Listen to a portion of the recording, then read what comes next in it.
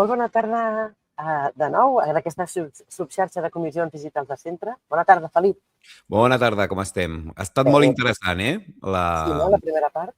Sí, la IA està ara ja al top del top, o sigui, ens envolta. Sí, és que ens envolta i ens hem de posar les piles, tant des d'aquí, des del departament, com a les aules, com... Bueno, ja estem treballant, eh? Sí, no, estem en ello. Però sí. Molt bé.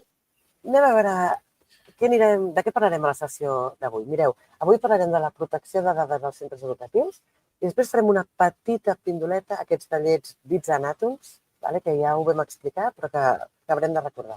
Sí, Felip? Sí, doncs avui parlarem de la protecció de dades. Abans de donar pas a la nostra convidada, explicarem breument el procés que hem seguit per elaborar les preguntes per tractar aquest tema. Amb la voluntat de conèixer la realitat dels centres educatius en relació a la protecció de dades personals, vam elaborar una enquesta adreçada al conjunt del professorat.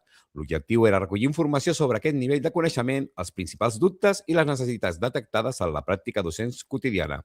Llavors el que vam fer un formulari que es va publicar a l'espai NUS del departament. El van deixar una setmana i durant aquest període van rebre un nombre significatiu de respostes, que ens ha permès obtenir una visió representativa i molt valuosa de les inquietuds del professorat. A partir d'aquelles dades recollides, hem fet una sèrie de preguntes a la nostra convidada. Ara us presentarem a la Maria Tello, responsable de protecció de dades del Departament d'Educació, a qui agraïm especialment la seva col·laboració i aportació. Si et sembla bé, Maria, connectem amb la teva tocalla, Maria. La Maria Coral, molt bé. Molt bé, doncs vinga. Coral Tello, soc la delegada de protecció de dades del Departament d'Educació i en primer lloc us voldria explicar què és un delegat de protecció de dades.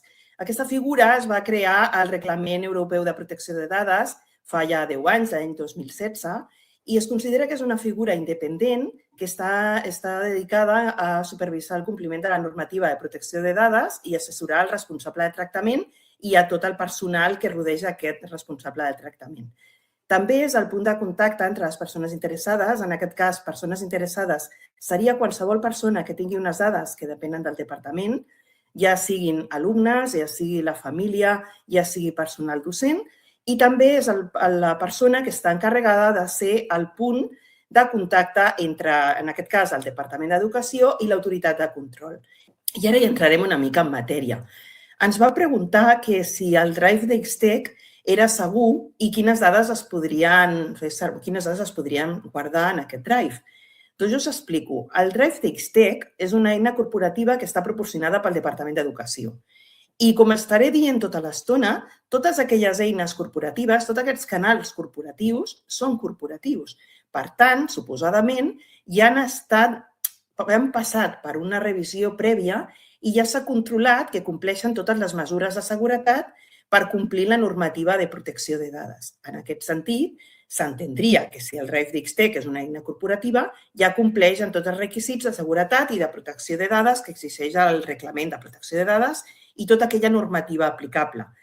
Vosaltres no sé si sabeu que aquest reglament va ser desplegat a Espanya per una llei que és la llei 3/2018. En aquest sentit, com a eina corporativa, sí que seria un entorn segur per poder emmagatzemar totes aquelles tasques habituals del centre. Ara bé, us vull fer un matís que també estaré dient tota l'estona. Les eines corporatives que estan aprovades pel departament són eines corporatives segures sempre i quan es faci un ús correcte. I d'això ja en parlarem més endavant, perquè les dades es guarden, però no es poden guardar de qualsevol manera, ni tampoc es poden fer servir de qualsevol manera. Quina documentació es podria guardar al Drive d'Xtec de manera normal i sempre que respecti els principis del Reglament de Protecció de Dades? Doncs molt fàcil. Documents de treball docent, materials pedagògics, un llistat d'alumnes amb noms, amb el grup, per exemple, el meu fill, Eric, el seu cognom, el grup d'exploradors del mar, així, no? Coses molt senzilletes per poder identificar aquell grup d'alumnes. I tota aquella informació necessària per la funció educativa i la gestió ordinària del centre. Per què es pot guardar tota aquesta informació? Aquesta informació es pot guardar sense problemes perquè, en principi, segueix una finalitat educativa i administrativa en un entorn corporatiu i també hi ha una base jurídica adequada, que és aquesta missió d'interès públic, la de donar aquesta donar aquestes eines educatives. Per una altra banda, hi ha tota una sèrie de dades que o no hem de guardar o les hem de guardar amb molt de compte. Quines són aquestes dades que s'haurien de guardar només de manera molt justificada, amb un accés restringit i aplicant-se unes mesures addicionals? Doncs, com podreu comprendre, totes aquelles dades que siguin relativament sensibles. Podem parlar, per exemple, de DNIs, de passaports, de documentació econòmica, per exemple, d'on es carreguen els pagaments, si és que ho tenim. Penseu que també tenim dades de docents, a vegades, mateixes dades de docents, doncs que no hi hagi aquestes dades d'on es paguen les nòmines. O perquè una família ha fet un pagament, doncs hi hagi dades del seu compte bancari. Dades de salut, molt important. L'article 9 del Reglament Europeu de Protecció de Dades les considera com dades sensibles. Per tant, hem de tenir en compte com es fa el seu tractament. Dades de salut, informes mèdics, adaptacions greus que puguin tenir els menors, tots aquests informes psicopedagògics complets o documents de caràcter molt sensible, i també documents històrics o d'alumnes que ja no estan escolaritzats al centre, si és que no hi ha una obligació de conservar-los, i tots aquests arxius que estiguin compartits en permisos oberts. Anem molt en compte en totes aquestes dades. I hem d'anar molt en compte perquè els errors més habituals que hi ha en aquests casos és compartir documents sense revisar permisos de qui pot accedir i qui no. Un tema que hem tingut fa molt poc, de fet, la setmana passada ens va arribar un tema com una possible violació de seguretat perquè una docent havia fet servir amb uns alumnes un document real com una plantilla i no havia eliminat les dades personals d'abans, i estem parlant de dades personals no només de nom i cognom, sinó també de DNIs i alguna altra informació sensible. Això ha arribat a la PDeCAT i tenim aquest tema sobre la taula i, de fet, ja us dic per ara que el dijous vam presentar una violació de seguretat a la PDeCAT per aquest cas concret, que va passar 2 vegades, només per una plantilla en la qual no s'havien esborrat les dades anteriors. També seria un risc d'un accés d'edició o visualització a persones que no ho necessiten i també mantenir dades personals emmagatzemades sense tenir una necessitat actual. Penseu que les dades, quan es recullen per una finalitat concreta i quan aquesta finalitat s'acaba, aquestes dades, en teoria, s'haurien de destruir entre cometes, o s'haurien de blocar, o s'haurien de suprimir, depèn del tipus de cas. Hi ha dades que s'han de guardar i s'haurien de guardar emmagatzemades durant el temps que les taules d'avaluació documental ens demanen i hi ha dades que no cal conservar-les i, per exemple, determinades autoritzacions que no cal conservar-les i, per tant, es podrien destruir, es podrien suprimir un cop s'ha acabat aquesta finalitat per la qual van ser recollides. Per tant, molt important, tenir en compte la política d'accés d'usuaris controlades, que només pugui accedir a aquella gent que està plenament habilitada per haver d'accedir a aquelles dades.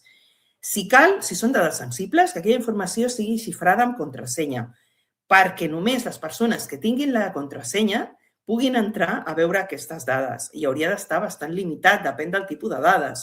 Si estem parlant, per exemple, de dades de salut d'un menor, doncs només aquelles persones que han d'accedir a aquestes dades. L'altre dia, per exemple, feia una altra formació i em preguntaven si les dades de malalties o les dades d'al·lèrgies han d'estar exposades en un suro. Doncs no, evidentment no. I tampoc podrien estar guardades en un ordinador si no hi ha una mesura aplicable en aquell ordinador o en aquell sistema per tal que no pugui entrar tothom. Perquè si no habilitem aquesta mesura, no estarem complint amb la normativa de protecció de dades, perquè tothom podria accedir a una informació a la qual no estan habilitats per poder accedir.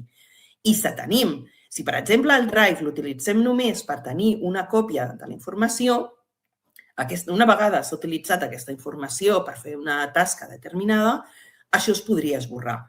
Llavors, no caldria conservar-ho perquè si ho conservem tindrem el problema que tindrem més possibilitats que hi hagi una fuita de seguretat. Fuites d'aquestes dades impliquen violacions de seguretat.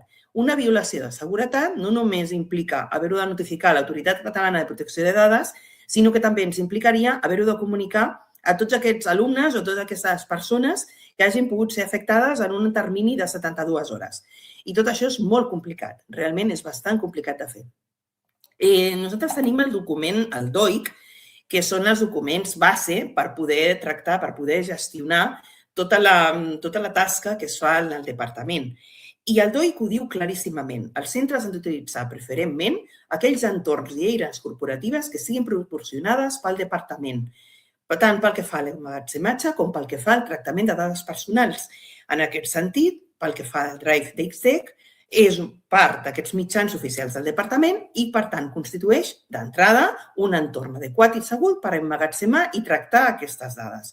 Però recordo, insisteixo, no només depèn de si és un canal segur, sinó també de la utilització que es fa d'aquesta eina, de limitar els accessos a persones que només siguin les persones que han d'entrar per fer una tasca o una funció determinada. I és molt important que les dades es tractin amb un criteri de minimització, només aquelles dades necessàries per poder fer aquella funció i amb una revisió prèvia abans de poder compartir aquelles dades. Un altre dubte bastant recurrent és la diferència que hi ha entre els canals corporatius i els canals personals o no autoritzats. Doncs això està clarament diferenciat en el DOIC. Els canals corporatius, ja us ho deia, aquestes plataformes corporatives són les que estan avalades pel departament. Per tant, són aquelles plataformes que ja han passat per un control del que ens demana el reglament de protecció de dades, ja han passat per un control d'avaluació de riscos i, per tant, són, teòricament, entorns segurs. Ja us deia que 100% segur no hi ha res, però són més segurs que aquelles eines o aquells canals personals no autoritzats. I què és això de canals no autoritzats o canals personals? Doncs, per exemple, la missatgeria instantània, com podria ser WhatsApp o com podria ser Telegram.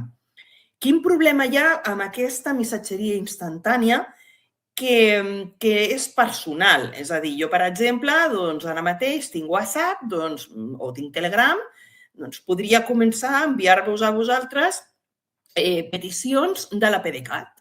Imagineu que faig això. I que poso nom i cognom d'un alumne. Poso dades d'informes psicopedagògics perquè, per exemple, en el que ens ha enviat la PDeCAT, posa una dada concreta sobre si aquell menor és autista o té unes necessitats especials concretes. Doncs no, evidentment no ho podria fer per aquí. I per què no ho podria fer per aquí?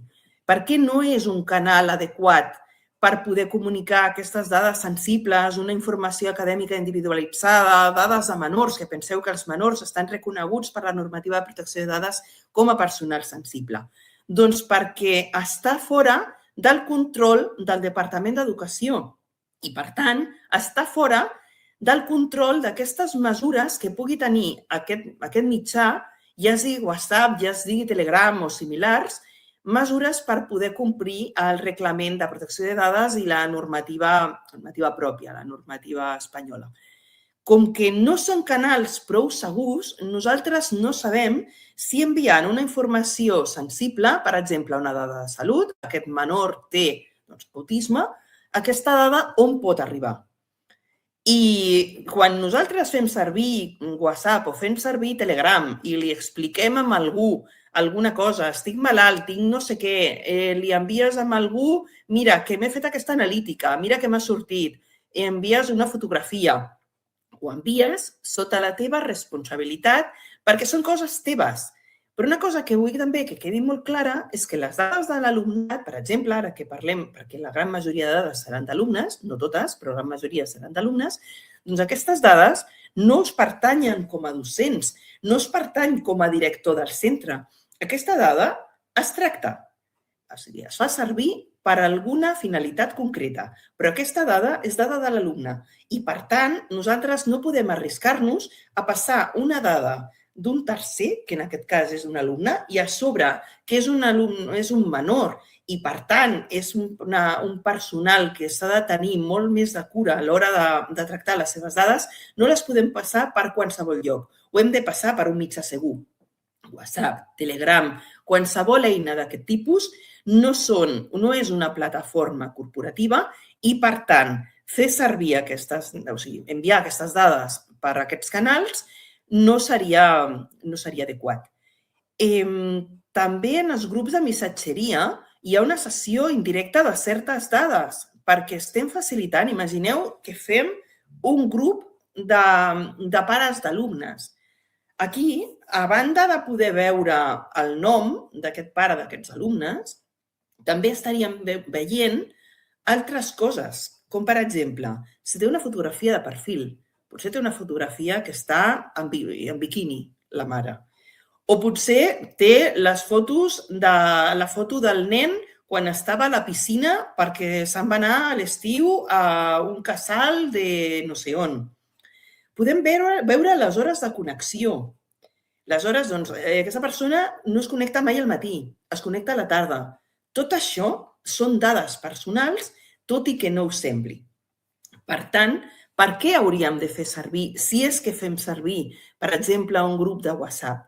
Doncs hauríem de fer servir única i exclusivament per donar unes dades molt genèriques. Per exemple, recordeu que aquestes són les normes que han de seguir els alumnes a la setmana del Carnestoltes.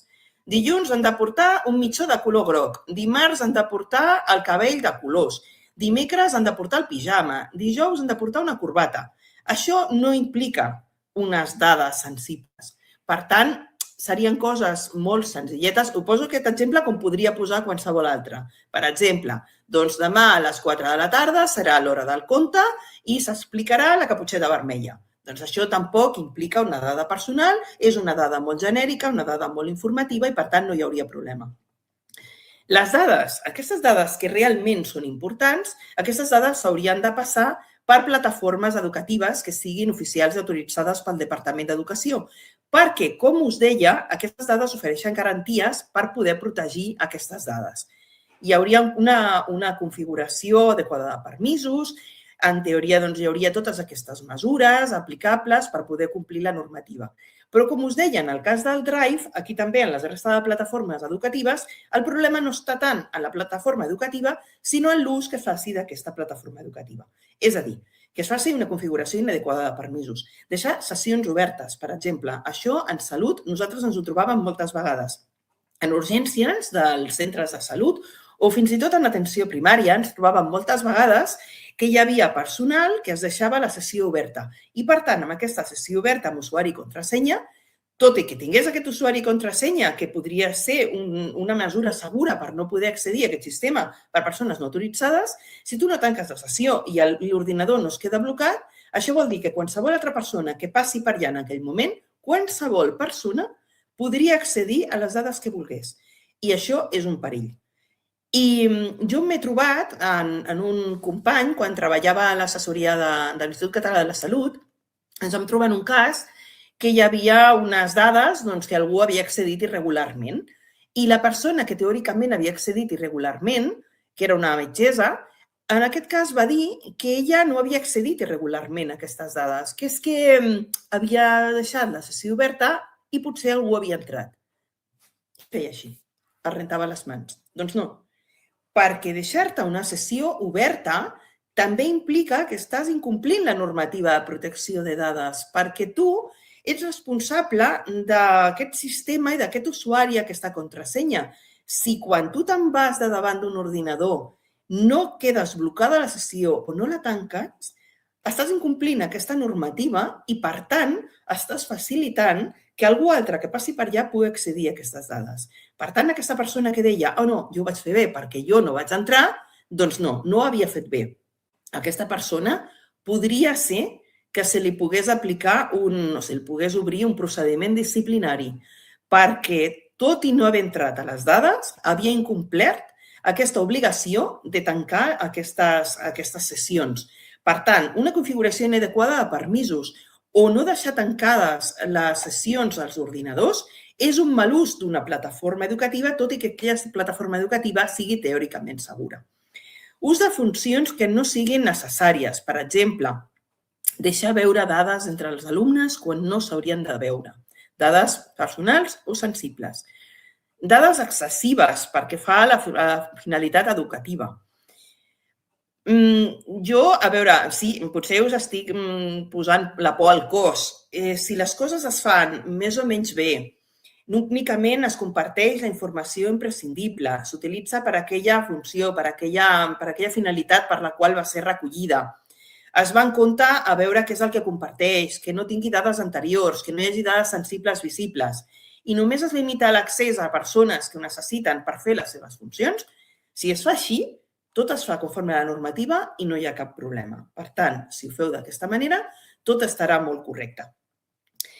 El departament, això sí que està molt clar, només avala i garanteix aquelles plataformes que són corporatives, sigui Xtec, sigui entorns docents, sigui Moodle. Pel que fa al consentiment, doncs, si s'ha de fer servir, primer us parlaré del professorat i després us parlaré de l'alumnat, en els casos que s'hagi de fer servir la seva imatge o la seva veu.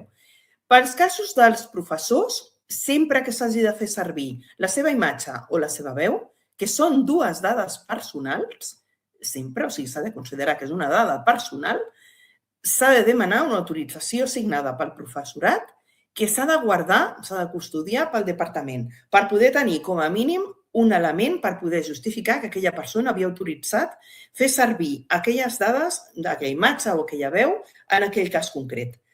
I com us dic, sempre ha de tenir una informació prèvia. Què és això d'aquesta informació prèvia? Doncs penseu, si nosaltres ens hem de fer una intervenció quirúrgica, haurem de signar un consentiment informat.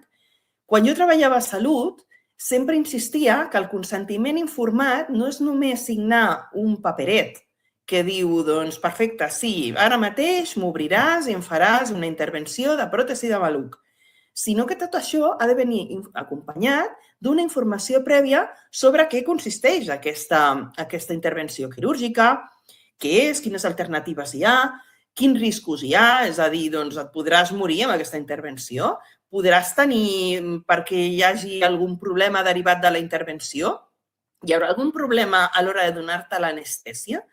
Si tu ets diabètic, hi haurà un problema específic perquè és diabètic. Doncs tota aquesta informació prèvia que es dona quan signes un consentiment informat en Salut també s'ha de fer en els consentiments informats, en aquest cas, per fer servir la imatge o la veu de les persones. Aquesta informació està recollida a l'article 13, quan es recull directament de la persona interessada, o l'article 14 del reglament, quan és una cessió de dades per part d'un tercer. Aquesta informació, ara seré molt breu, no us diré tot el que posa, però bàsicament el que diu és s'ha d'identificar qui és la persona que tractarà aquelles dades amb una adreça de contacte per tal de poder accedir si tens un problema. S'ha d'informar de qui és voluntàriament, però en principi està bé perquè ja us comentava al principi que nosaltres som, com a delegats de protecció de dades, són les persones que estem entre les persones interessades i en aquest cas el departament. Llavors, s'hauria d'informar de qui és el delegat de protecció de dades i de quina manera es podria accedir a aquest delegat de protecció de dades. Molt important, la finalitat per la qual es recull aquella dada. La base jurídica que ho empara.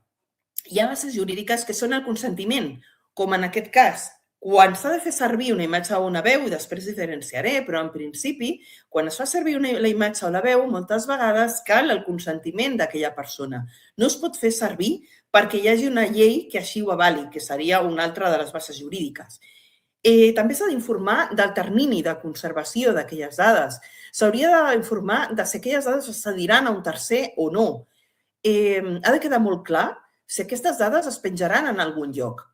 Perquè si jo recullo una dada i després la penjo a la pàgina web del centre, això, i sobretot si, per exemple, el centre té la pàgina web en obert, i tot i que la tingui amb usuari i contrasenya, perquè sempre ho podrà veure un tercer, que és el pare o la mare o l'avi d'un altre menor. Tot això s'ha d'explicar, és a dir, has de saber a on arribaran també aquestes dades, el termini de conservació d'aquestes dades. Si les dades només es fan servir per una finalitat concreta, doncs aquestes dades potser, quan s'acabi aquesta finalitat concreta, aquesta gravació o aquesta imatge es podrà destruir. Però de vegades també hi ha interès en que formi part d'un arxiu històric per després, no sé, el centre fa 50 anys, doncs poder penjar allò de hem fet 50 anys i pots fer una publicitat, no? En aquest sentit, tot això també hauria d'estar recollit en un consentiment, ja sigui en el consentiment inicial o ja sigui en un consentiment a posteriori que informi a aquella persona o als seus representants legals que aquelles dades es faran servir per un arxiu històric. I tot això, evidentment, ha de quedar recollit i ha de quedar molt clar i ha de quedar custodiat, evidentment, pel centre de què es tracti. I penseu que hi ha també la possibilitat que aquella persona que ha donat el consentiment en un moment determinat revoqui també en un altre moment determinat aquest consentiment que va donar. Aquesta revocació és possible. No seria aplicable al que ja s'ha fet, però seria aplicable a partir d'ara. I també és possible que es demani una autorització i que aquesta autorització no es doni. Que la persona, sigui professorat o sigui famílies o sigui alumne, no autoritzi a que aquelles dades es facin servir. Per tant, si no s'autoritza, no es podria fer servir la dada. I tenim ara mateix un cas a l'Autoritat Catalana de Protecció de Dades d'una persona en concret, d'un alumne, que no va autoritzar fer servir aquesta dada. A més, el centre ho té claríssim, que no va autoritzar i tot i així aquesta dada es va fer servir. Es recomana, ja us dic, utilitzar exclusivament aquests models oficials del departament. Si no en teniu, hi ha un catàleg de models que estan penjats a la intranet del departament i allà podeu trobar segur algun model que us vagi bé i sempre el podríem adaptar d'alguna manera. Podreu, si teniu dubtes, sempre elaborar-ho d'alguna manera i recabar l'ajuda meva o del meu tècnic. Hem de diferenciar determinades qüestions. Activitats que es fan fora del centre o activitats complementàries que estan incloses a dins de la funció educativa. Aquí seria necessari un consentiment o no seria necessari? Doncs en principi no seria necessari si estan recollits com l'exercici d'una missió d'interès públic, com un exercici de la funció educativa. Per tant, com que ja estaria dins de la funció educativa, això no caldria. És com el cas de quan reculls una història clínica quan algú es va visitar al metge. No és necessari un consentiment exprés per tractar aquelles dades perquè és evident que tractaràs unes dades de salut per poder guarir una persona que té una determinada malaltia.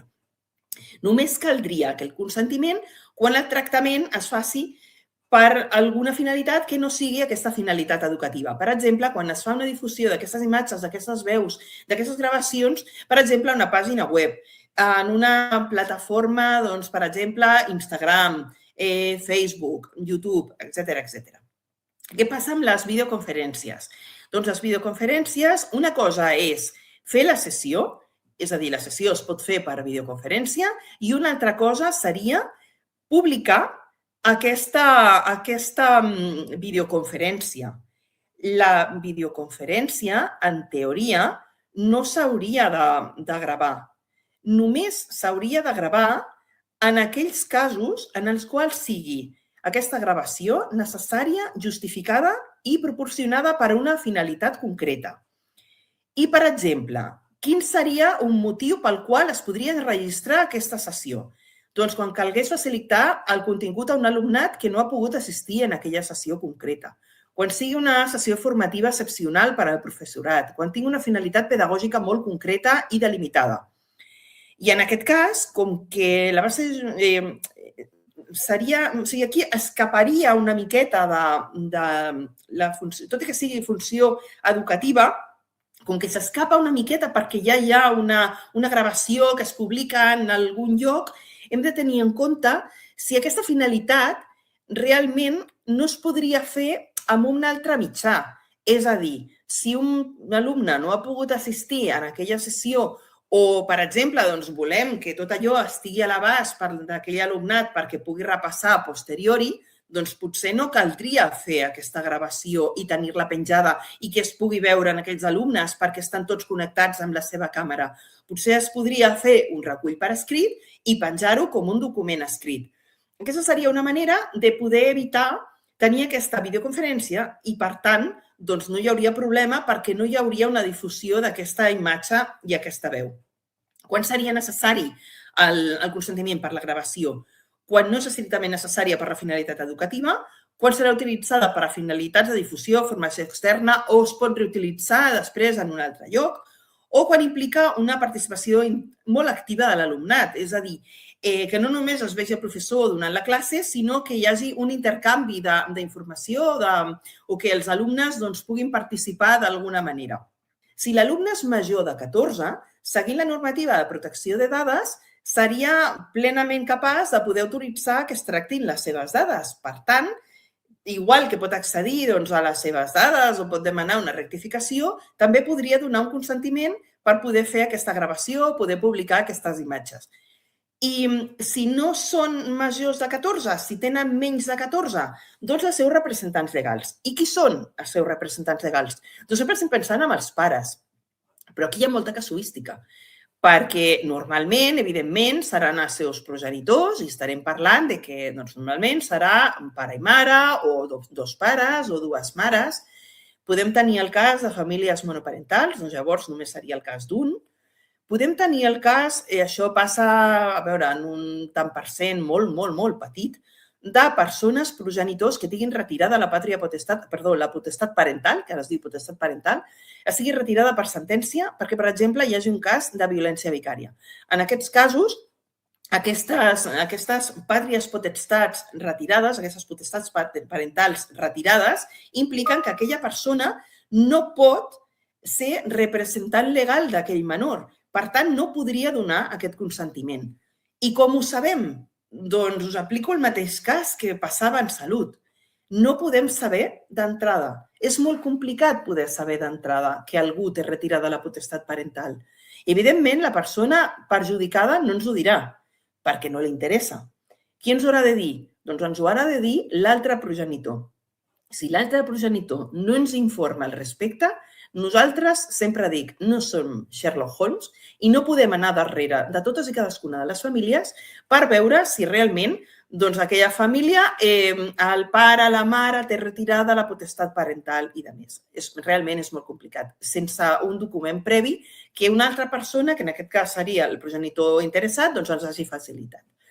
També podem tenir casos de potestats parentals que estiguin suspeses, que es puguin suspendre, per exemple, per la dgaia perquè hi hagi un procediment, o hi hagi un tema de risc per al menor, però encara no hi hagi un procediment judicial en el qual s'hagi retirat aquesta potestat parental.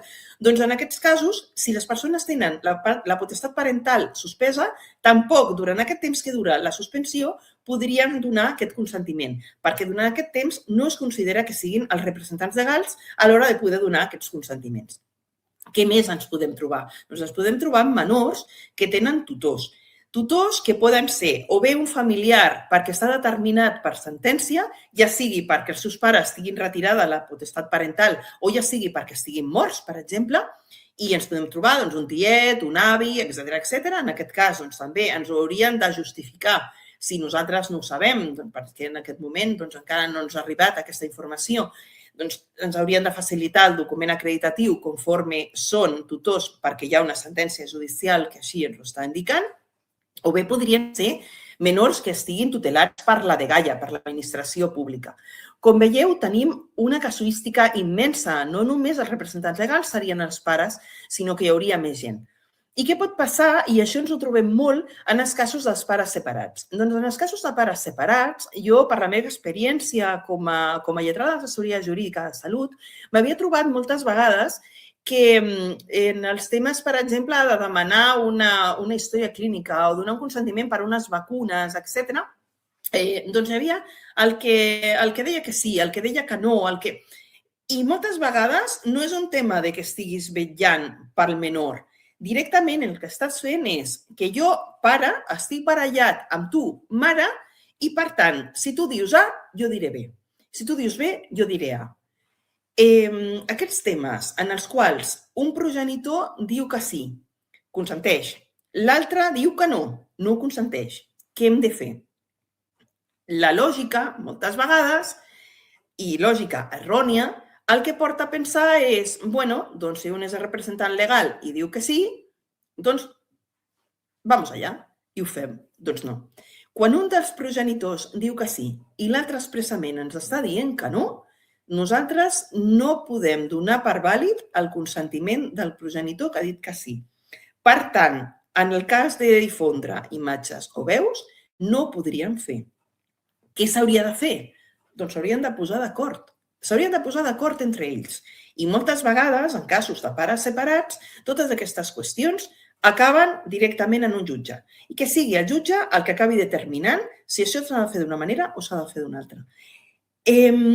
Quin problema tenim també moltes vegades? Doncs tenim el problema de pensar que aquell progenitor que té la custòdia I només aquesta persona no té la custòdia compartida amb l'altra, sinó que té la custòdia de manera única, i aquella persona és la que està legitimada per poder donar el consentiment, per poder tractar aquestes imatges, aquestes gravacions d'aquests menors. Doncs també és un error, perquè una cosa és la custòdia. La custòdia implica que aquest menor viu amb aquesta persona i que les coses del dia a dia les farà amb aquesta persona. Però en aquest cas no estem parlant d'una qüestió del dia a dia. Estem parlant de drets fonamentals, estem parlant de difusió d'unes dades d'un menor. I en aquest cas, aquí no entra la custòdia, la persona amb la que viu el menor, sinó que entra la potestat parental. Són els pares, article 156 del Codi Civil, els que han de decidir pel menor. I només es pot entendre en algun cas que hi hagi consentiment tàcit. Per exemple, que hi hagi hagut algun tipus de declaració responsable en algun moment o que ens ho hagin dit, bàsicament, que ens hagin dit, doncs mira, jo signaré, moltes vegades jo signo autoritzacions en nom del meu fill, però se sobreentén que l'altre no s'ha oposat i que estem d'acord. Normalment, en famílies normals i corrents, aquests problemes no es donen. Es solen donar en casos, sobretot, de pares separats. I com us deia abans, s'ha de comunicar prèviament, de manera molt clara, que aquesta sessió serà enregistrada, la finalitat de la gravació, qui tindrà accés a aquesta gravació, si es podrà cedir o no es podrà cedir, on es penjarà, el termini de conservació, que normalment ha de ser limitat, on es deixa aquesta informació, que normalment ha de ser en entorns corporatius segurs. Penseu que si no són entorns corporatius segurs, plataformes oficials o el drive corporatiu, nosaltres perdem tot el control d'aquestes dades. Si ho pengem a YouTube i ho pengem en obert, qualsevol podria accedir a aquestes dades i pensem que estem tractant de menors. Per tant, molt de cura en aquest sentit. La gestió correcta de les gravacions és tenir uns accessos restringits, com us deia abans, perquè són imatges de menors. S'ha d'intentar no compartir fora de l'entorn educatiu. Intentar no penjar també en plataformes obertes, penjades en plataformes que siguin tancades amb usuaris i contrasenyes. I s'haurien d'eliminar quan ja no siguin necessàries per a aquella finalitat per la qual van ser recollides. Si tot això no es fa, o es comparteix fora del marc educatiu, o es conserva sense necessitat, tot això estaria incomplint la normativa de protecció de dades. Pel que fa a l'aplicació d'imatges i vídeos, penseu que moltes vegades evitem un primer pla, fotografiem aquest menor una mica de costat.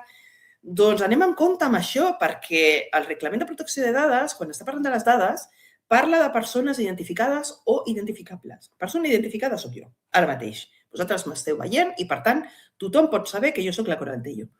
Però imagineu que hi ha un menor que té una característica específica, que té una piga a la mà i que només la té aquell nen en tot el col·le. Doncs, tot i que se li vegi de costat, potser se li veu la mà o potser té, no sé, té una malaltia que ha de tenir el cabell tallat al zero. Doncs, en aquest cas, és que és evident que tot i que estigui de costat, sabem qui és aquest nen i, per tant, no seria suficient.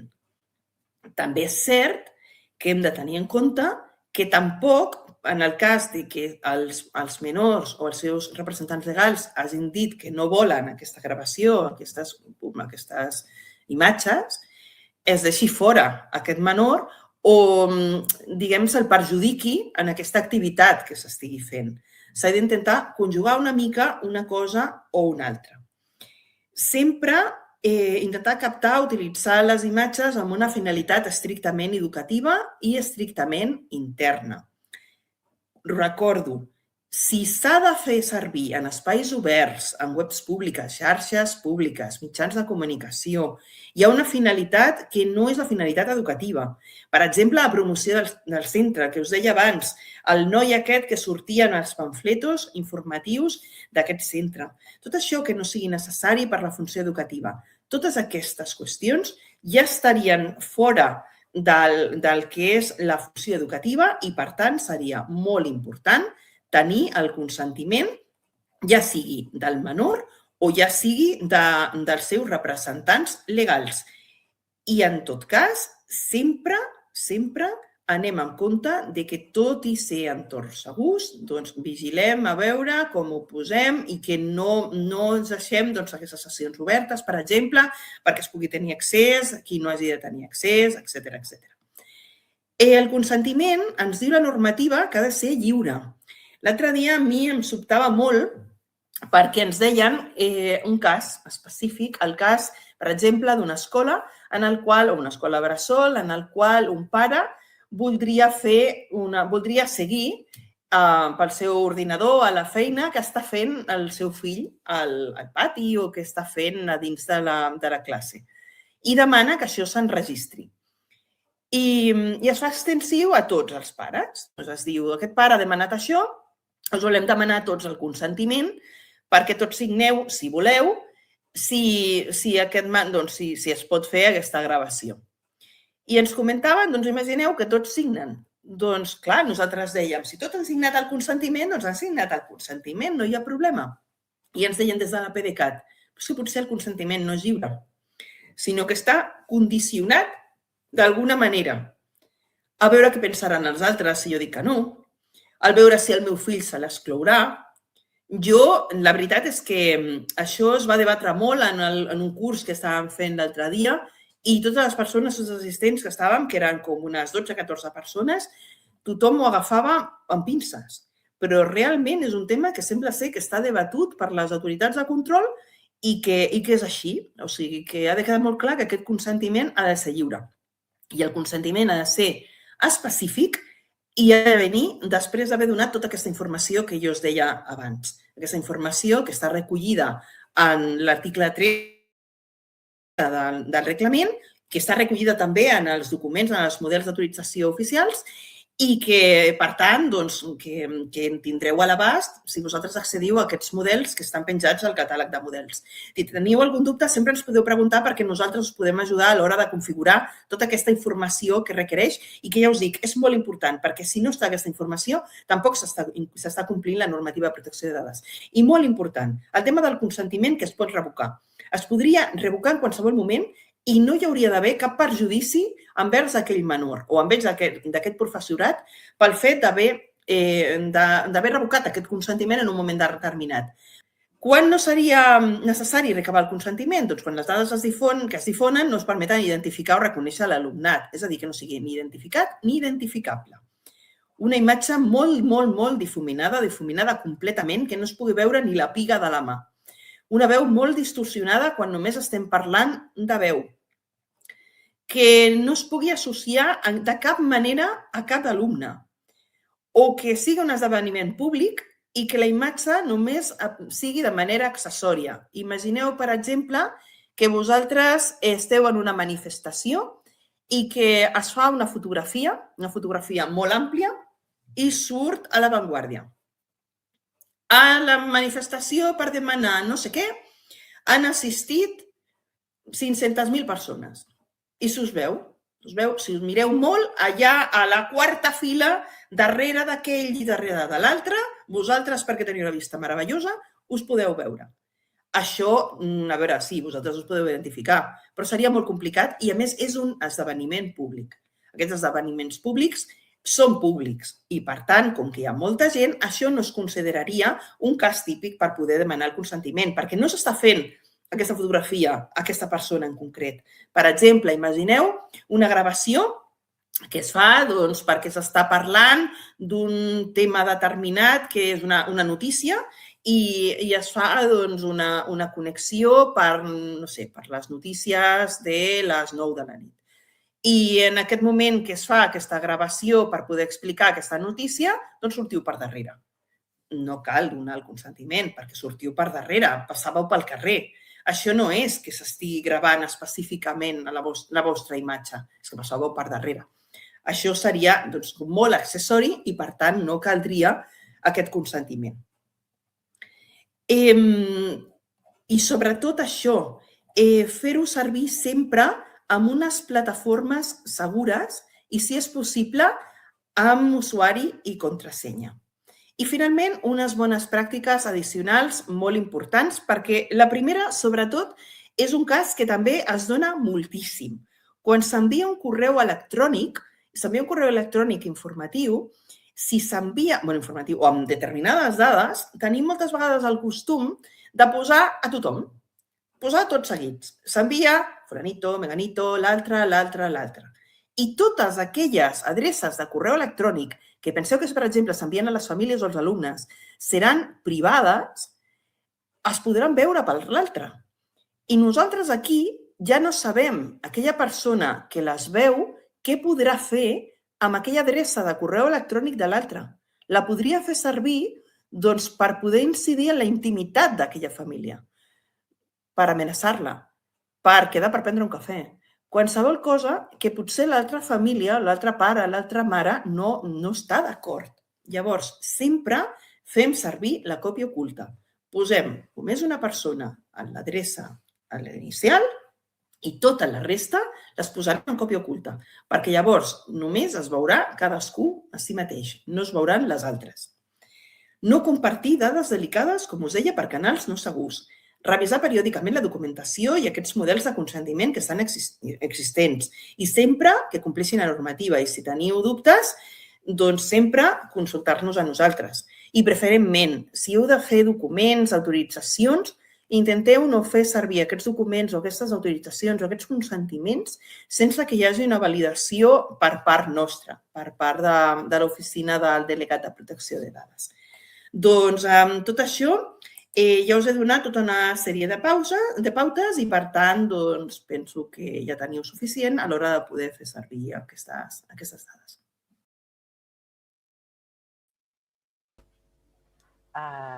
Moltes gràcies, Coral. La veritat és que sí que han sigut molta informació que segurament ens haurem de també mirar amb més calma, no, Felip? Sí, potser repetre un moment, no? Sí, també veníem de molt neguit de docents, no?, que ens havia arribat aquest neguit de l'aportació de dades que n'hi ha sobretot als centres, amb drets d'imatges, com ha explicat la Coral, d'autoritzacions, i moltes coses més que n'hi ha, però avui el temps era el que era també, i de mica en mica ja retomarem en una altra sessió. Sí, ja anirem concretant potser alguna coseta més. Doncs vinga, va, ja per acabar, només recordar-vos que tenim el taller Bits and Atoms, que us ho vam explicar a la subxarxa anterior. Era aquell taller que proposàvem de disseny de situacions d'aprenentatge a MIA, més tecnologies STEM, organitzades per M-Schools i que tenen relació amb els M-Schools Awards, si us en recordeu. Només comentar-vos que encara queden places disponibles, que el dia 28 de febrer es farà el taller a Tarragona i a Lleida i el dia 7 de març a Barcelona i Girona. A Barcelona tenim les places plenes, ja està complet, però a les altres seus encara tenim places. Per tant, dir-vos que aprofiteu aquesta oportunitat per dissenyar situacions d'aprenentatge fent servir tecnologia, intel·ligència artificial i per buscar la millor manera de donar resposta a un repte social. I ja està. Fins aquí, Felip. Moltes gràcies per la vostra participació i ja teniu el formulari d'assistència disponible. Hem tancat el de la sessió anterior. Tindreu temps per visualitzar aquest seminari fins a la propera sessió i que serà, ara no me'n recordo, serà a l'abril, no? A veure, us ho confirmo. Perdó, el 12 de març, d'acord? Per tant, moltes gràcies per compartir aquesta tarda amb nosaltres. Esperem que hagi sigut interessant. Felip, què anaves a dir? No, res, és que estava pensant que encara no estem al febrer, ja estava ja al febrer. No, encara no. Encara no, falta molt poc. Doncs molt bé, ens veiem a la propera. Moltes gràcies a tothom i que passeu un bon cap de setmana. Igualment. Adéu. Adéu.